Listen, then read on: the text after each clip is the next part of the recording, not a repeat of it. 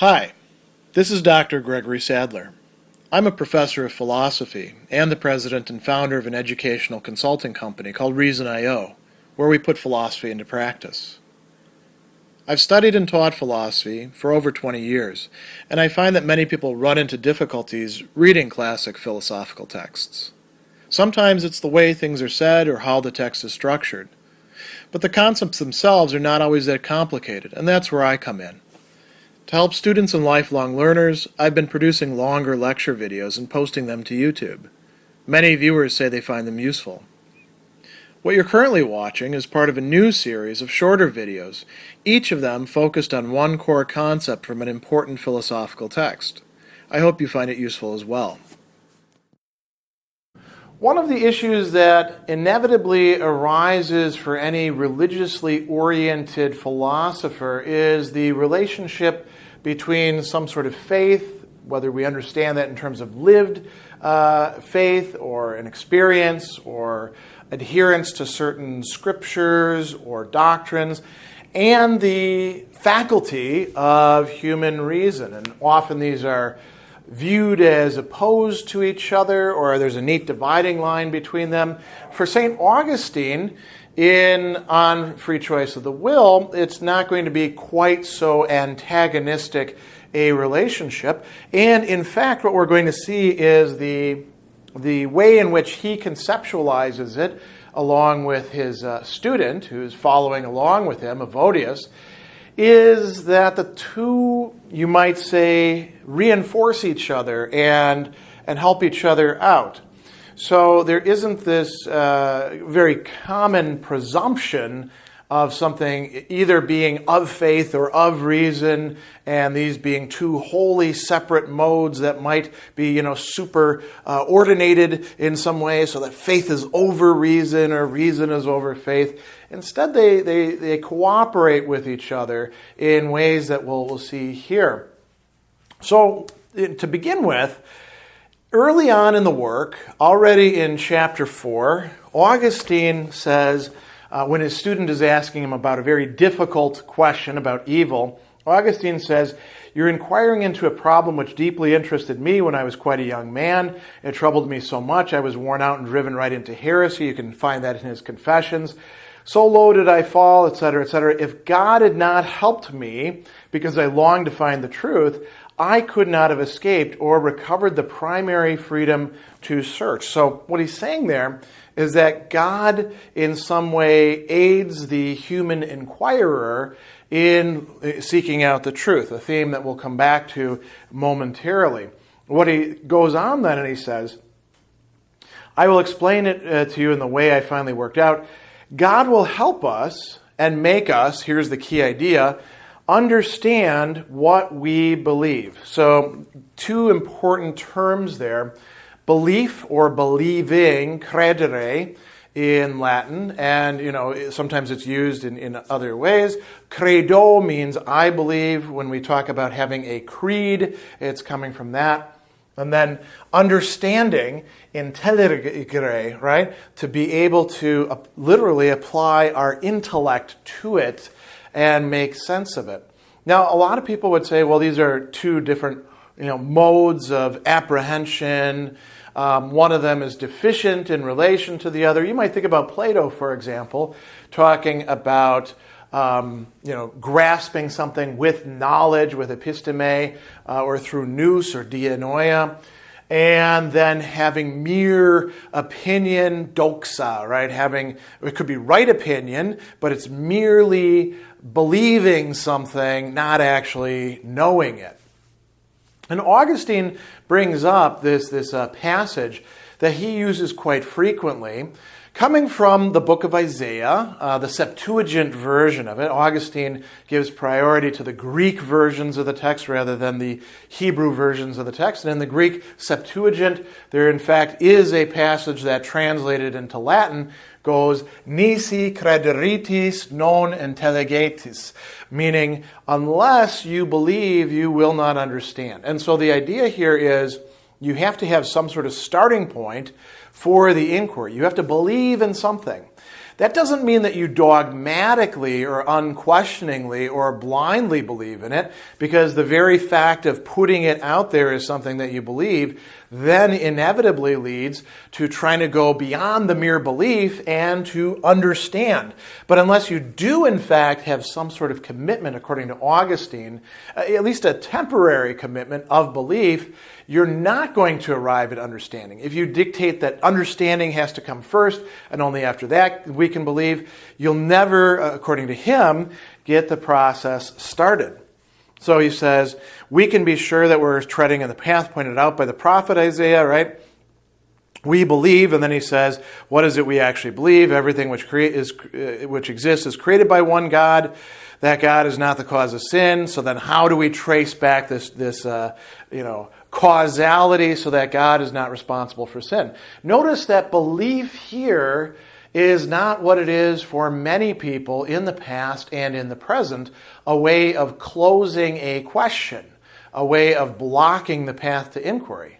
Instead, he says, wow, believing in some things really raises some problems for us that then we are called to go beyond the mere belief and figure out. This is what makes it Christian philosophy and not just, say, believing in Christianity and then proceeding on.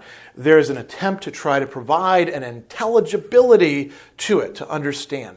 And I think another really key aspect of this that you see coming up over and over again in this work and in other Augustinian works is this notion that God will assist, God will help out in some way, God will contribute. Not by giving you the answer automatically or just popping it into your head, but in some way by lending some strength or, guiding slightly here and there or giving some confidence that's needed in order to make some progress. So God assists the inquirer, or in this case, two inquirers, Augustine and his student, who desires the truth. So that's another key element of it. It's not that God is just going to help anybody whatsoever, sort of throwing out answers here and there, right? Instead, God will help the inquirer who actually wants to understand.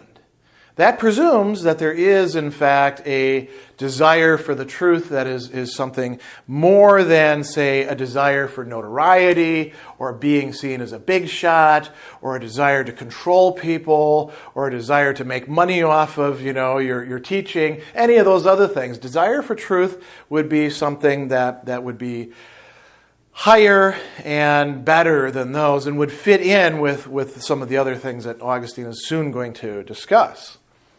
A little bit later, he says that using reason, relying on our faculty of reason, this is in section 14, with God's help, difficulties can be worked out. So he says, whatever difficulties may threaten us, they are cleared away and all become smooth with God's help. This doesn't mean, again, that God just comes in and says, here's the answers. No, the human being has to use the faculty of reason, has to work towards understanding. So he says, raising our thoughts to him, seeking his help, let us examine the problem before us. And that is exactly what Augustine does over and over and over again in this work with his student. Examines the problem before them and starts digging into it, hoping that something is going to come out of this and having some confidence in that. So, we might think about, what kind of matters are actually getting clarified in this work? A little bit later, too, I should mention, and this is in section 17, he says, see how easily a task is accomplished with God's help, which people think very difficult. I confess I had thought this problem, which I find we have solved, might hold us back for as long as we'd already taken over the discussion. So there is this sort of celebrating the fact that they're able to get somewhere. So what are they able to get somewhere with? Well, one thing that they talk about is the distinction between human beings and animals, and that bears partly upon our faculty of reason or intellect or spirit. He says you could call it whatever you want, the human mind, higher than the merely animal which does a lot of cool things, but is not a human being. It's not rational, and it doesn't understand things conceptually like we do. So this is an important distinction that gets worked out, and that's a point where the student actually says early on, well, I believe that, but I don't fully understand it. So Augustine then says, all right, let's understand it. Let's apply our faculty of reason so that we can understand how rationality makes human beings different. Another key issue that they're preoccupied with, the entire first book, is what is the nature of wrongdoing? What makes doing things wrong actually wrong? And you notice that the student, Evodius, will bring up several different possibilities at different points, and Augustine is leading him along. They're engaged in a process of rational inquiry. And at times, the student will actually say, well, I mean, this is what the law says, and Augustine says you're appealing to authority there. Not bad, but not exactly what we want to be doing. Instead, we want to be thinking things out, right? So from a basis of belief, they, again, move into understanding. Eternal and temporal law. This is another key thing which gets introduced and worked out in considerable detail in this first book of On Free Choice of the Will. The eternal law is the divine law, God's law, that sort of, is behind the scenes. Then the temporal or human law are the particular laws made in particular communities governing those people. And it can be, sometimes in accordance with the eternal law, sometimes not. But the eternal law is what we should be using, according to Augustine, for our moral choices and judgments and evaluations. And again, how do we understand the eternal law? We don't just believe that it's there, we try to understand it. Another key thing that's being clarified here, it's on free choice of the will, is the scope of the will. What is the will? What does it do? As it turns out, the will is, in fact, involved in wrongdoing when it chooses something other than following the eternal law, or choosing, temporal goods over higher goods, or when it chooses to abandon the justice it has in its own will.